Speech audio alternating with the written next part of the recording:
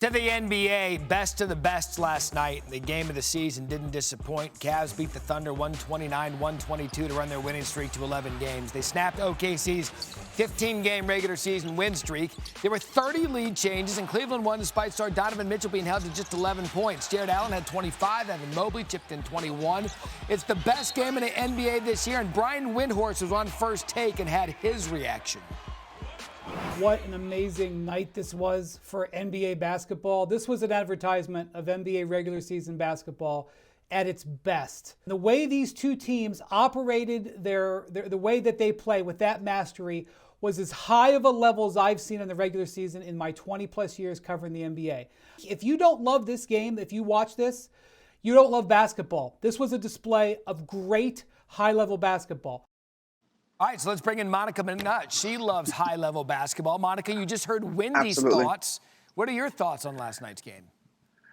I agree with Wendy, obviously. I think the thing that jumped out to me, though, Barry, in this one was the way that Evan Mobley and Jared Allen were able to perform against the league's best defense. I mean, you had these guys combined for 13 assists from that position, which you didn't necessarily bank for, not to mention that they had over half this team's total rebounds, and they were 17 of 24 from the field. And so you know that individually, these guys are great in the paint, but you combine them and the wrinkles of what they're able to do on defense in terms of their versatility. The Cavs being comfortable with those guys switching is a game changer because it's tremendous length in front of some of the league's best guards. I just thought this was a great contest between two teams that are just playing their best basketball. Yeah, I would also sign up for 7 of these in the NBA Finals because it was that entertaining last night. Okay, it's time now for McNutt's What's What. I rehearsed that because that's a tongue twister. Where Monica McNutt will tell us what's what. Monica, what's what with Bradley Beal and the Suns? Look, this whole thing to me has been overblown. The money works in terms of the Jimmy Butler thing out there, but Bradley Beal left DC, a place that he was very loyal to, a place that I covered him in, with a no-trade clause and went to a contender. If he goes to Miami right now and waives his clause, he's going backwards. That's not a contender. So I think this has been overblown. It doesn't matter that Budenholzer is bringing him off the bench. They're just trying something new to maximize a roster that hasn't fulfilled the promise yet. All right, what's what with Banchero and the Magic?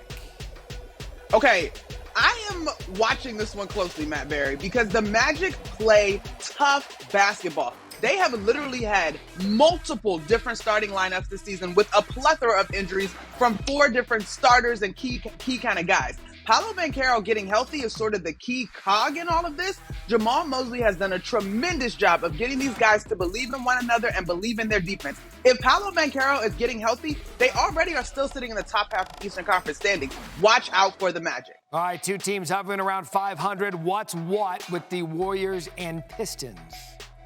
Okay, the Warriors we know are struggling a little bit. Steph Curry came off of an unfathomable stat recently where he didn't have assists in back-to-back games. Meanwhile, you got Cade Cunningham, who's top 3, 3rd in the league in assists per game. And quietly, Barry, the Pistons have won 5 straight. They've won 8 out of their last 9. And there's some solid wins in there. It's not as if they've only competed against the bottom feeders. So I give credit to J.B. Bickerstaff for what he's quietly doing in Detroit. And you know, we've all heard at endless nauseum the urgency out of the Warriors camp in terms of helping this young team sort of still kind of around step figure out how to max out and play confident basketball. But quietly, the Detroit Pistons are moving in the right direction. And see if this one tonight can catapult them into a bigger winning streak and maybe go on a little bit of a run, because that's what's what with Monica. Mm-hmm.